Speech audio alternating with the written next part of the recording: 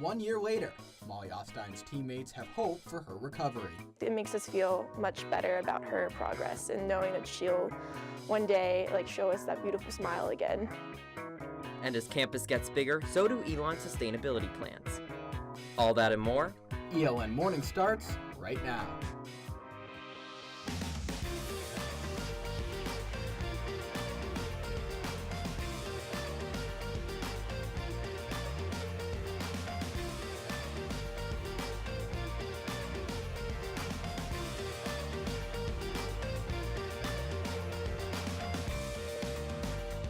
Good morning, Elon, and thank you for joining us. I'm Paula Blanc. And I'm Jack Norcross. Today marks 1 year since cross-country runner Molly Offstein was placed in a medically induced coma. This was after being hit by a car on March 6, 2017. Offstein suffered multiple injuries and spent nearly 4 months in a coma before waking up in July of 2017. Her parents told Elon News Network she is making remarkable progress in her recovery. Offstein's former teammate and friend Emily Smith says she is amazed by her friend's strength and progress throughout the past year.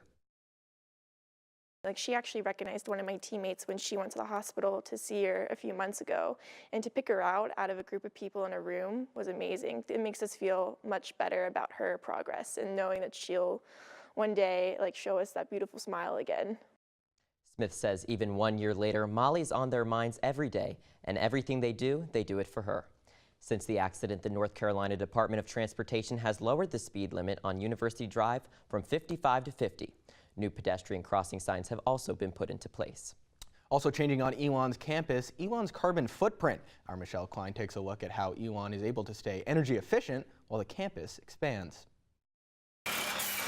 Construction is becoming just as present as oak trees on Elon's campus. The South Campus Rec Center and Shar Convocation Center are finishing up, but there's also construction on new residence halls, a tennis facility, McEwen Dining, Belk Library, and Sankey Hall, all being overseen by university architect Brad Moore.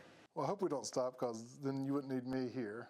As Elon's brick buildings multiply, so does the energy consumption. Elon's energy consumption comes mostly from powering buildings. It is responsible for nearly half of Elon's carbon emissions, which have grown as the campus has grown. Besides energy use, big-ticket items that contribute to Elon's carbon footprint include emissions that aren't actually on campus.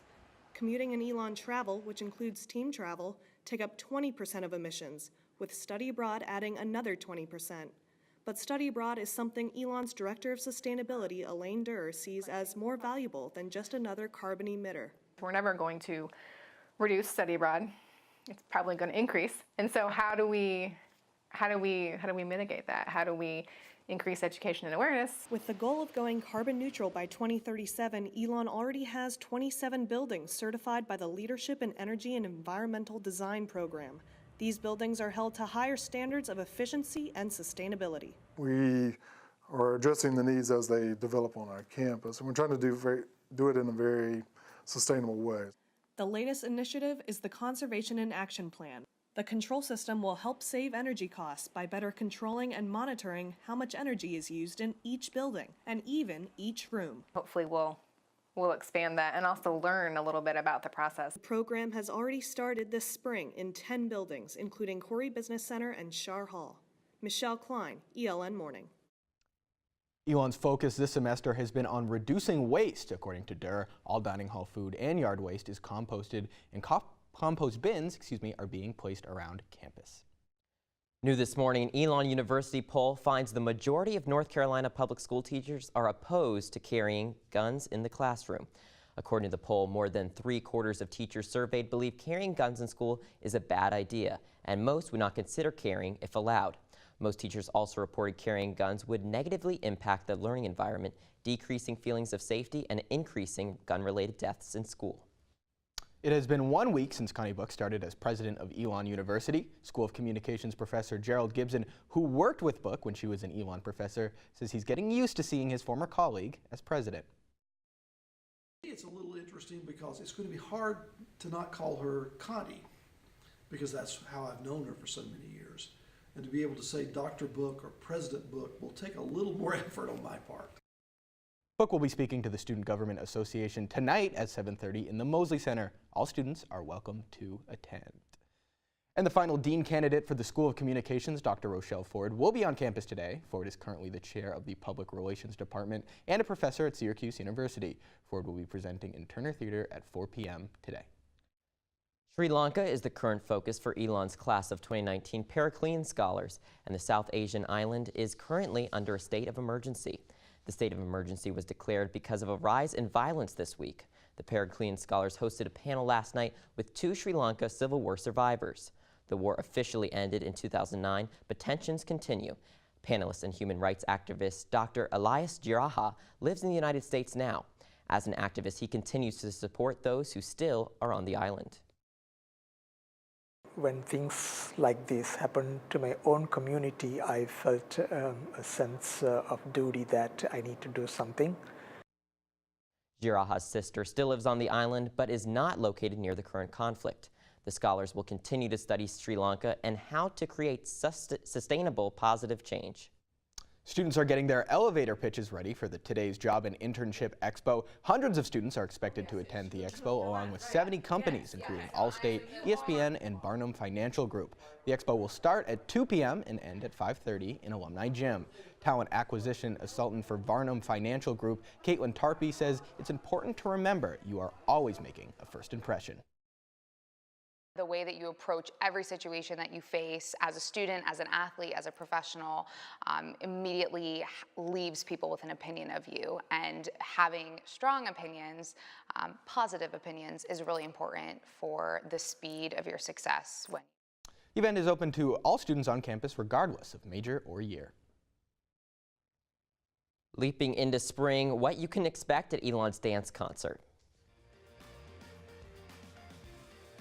Will it snow in the next 2 hours? I'll let you know after the break.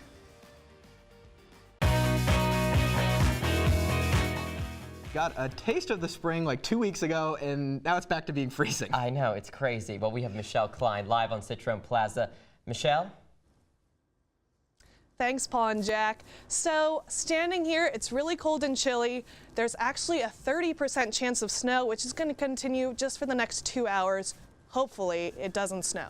And it'll just be cold and cloudy the rest of the day.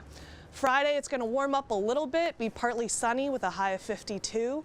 And then Saturday, it's going to be still a little bit of sun, but more cloudy, but it'll warm up a little bit, up to 60, maybe, hopefully.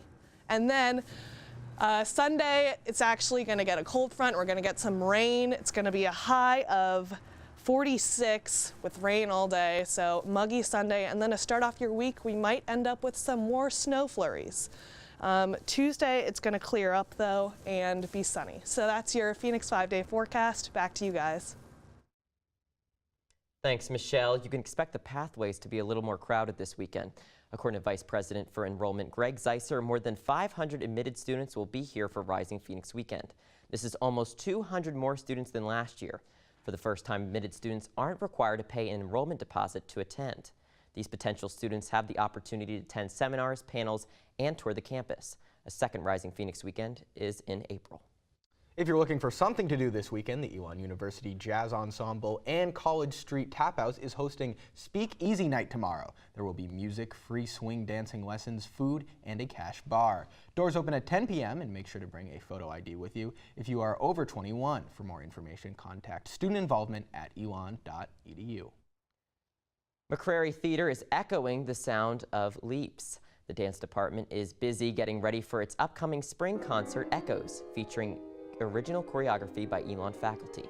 Elon Jr. and dancer in the show, Brennan Colbo, believes the show will attract more than your average art lover. Within each piece, I think there's moments that really catch the audience. So even if you're not accustomed to watching dance every day or watching theater every day, I think there's something in this show that everyone can be drawn in from.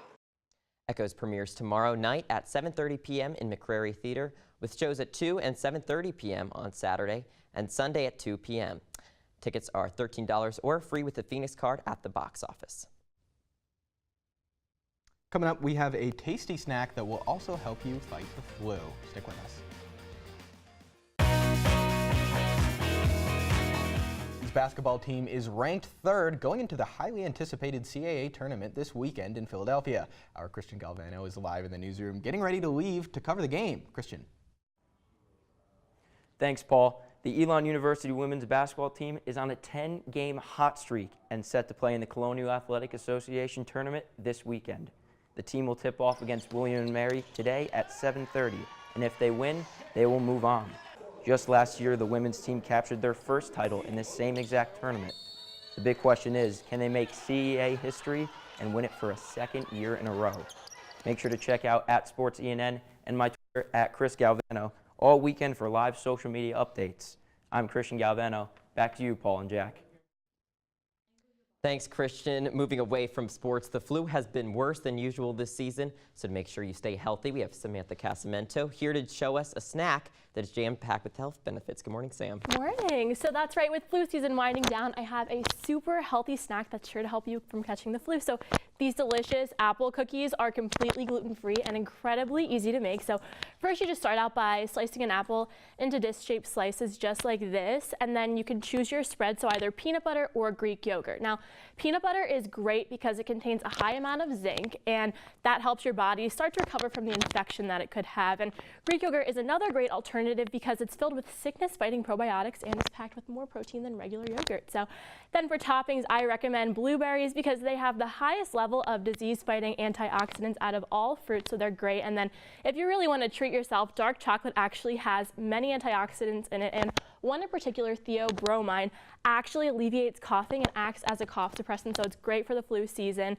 My favorite topping, however, would have to be chia seeds. Now, they don't have a taste, but they're a great addition to any meal, really, and they're rich in omega-3 fatty acids, which help boost the immune system by enhancing the immune cell's function. So it's really great. And then for taste, you can drizzle on some honey like Paul just did, and that's just a really super and delicious way to fight the flu this season. So if you guys want to try it, it's pretty good. Taste, yep.